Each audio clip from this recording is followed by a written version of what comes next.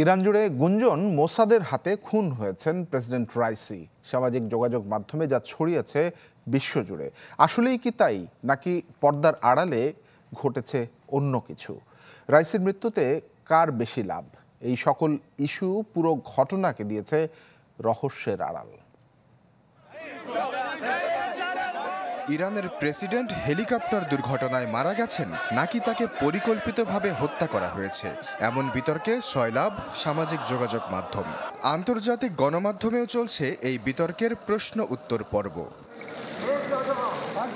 রাইসির মৃত্যুর পর চিরাচরিতভাবে সবার আগে আঙুল উঠেছে ইরানের সবচেয়ে বড় শত্রু ইসরায়েলের দিকে। যদিও দুর্ঘটনার পরপরই চ্যানেল 13-এ বিবৃতি দিয়ে কোনো ধরনের সম্পৃক্ততা না থাকার দাবি করেছে তেল আবিব। তারপরও খটকা লাগে, কারণ রাইসির মৃত্যুর খবর সবার আগে সামনে আনা গণমাধ্যমগুলো মূলত ইসরায়েলের। এমনকি তেহরানের চূড়ান্ত ঘোষণার আগেই প্রেসিডেন্টের মৃত্যুর সংবাদ নিশ্চিত করে তারা। তাই অনেকেরই দাবি, গেল মাসে ক্ষেপণাস্ত্র হামলা নিয়ে উত্তেজনার জেরে তাকে পৃথিবী থেকে সরিয়ে দিয়েছে মোসাদ। ওয়ালটন ফ্রিজ কিনে অনেকের মতো আপনিও হয়ে যেতে পারেন মিলেনিয়াল।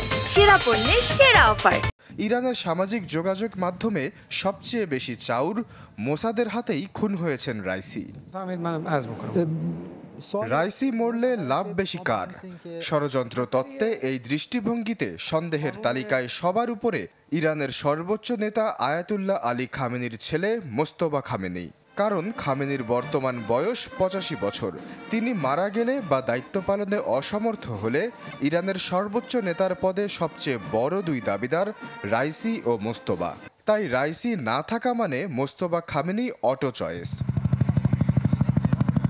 ষড়যন্ত্র তত্ত্বের আরেকটি ইস্যু হলো রাইসিকে বহন করা হেলিকপ্টার। পাকিস্তান ভিত্তিক এক তদন্ত সংস্থার দাবি, ওরার প্রাথমিক যোগ্যতাই ছিল না হেলিকপ্টারটির।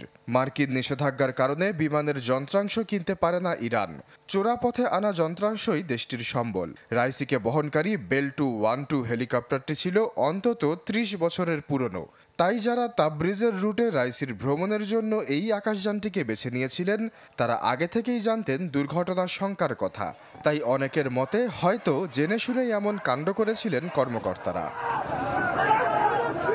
সামনে এসেছে ইরানের বিদ্রোহী গোষ্ঠী জইশ আল আদিলের নাম। রাইসি সরকারের কট্টর বিরোধী তারা। গেল কয়েক বছরে একাধিকবার হামলা চালিয়েছে তেহরানের নিরাপত্তা কর্মীদের ওপর। তবে প্রেসিডেন্টের হেলিকপ্টার বহরে হামলা চালানোর সামর্থ্য তাদের আছে কিনা তা নিয়ে রয়েছে সংশয়। এছাড়া কপ্টারটি বিধ্বস্ত হয়েছে ইরানের উত্তর পশ্চিমাঞ্চলে, আর জইশ আল আদিলের কার্যক্রম মূলত দেশটির দক্ষিণ পূর্বাঞ্চলে পাকিস্তান সীমান্তে।